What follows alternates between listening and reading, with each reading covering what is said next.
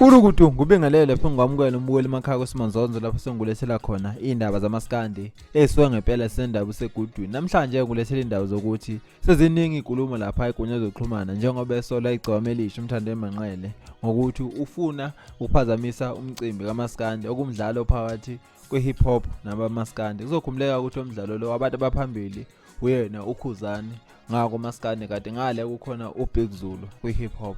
Umthande Manqele ushilo ngempela uthi unomndumezulu yomcimbi osekhaya kubo umema abantu uthi bezobuka imoto yakhe.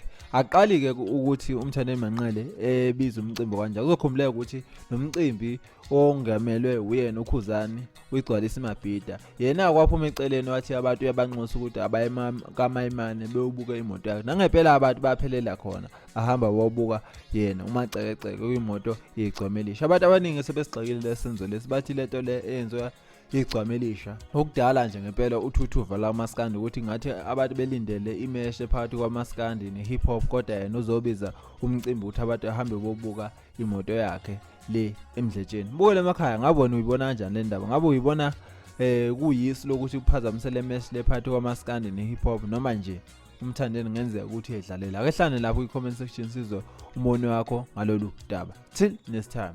Siyabonga.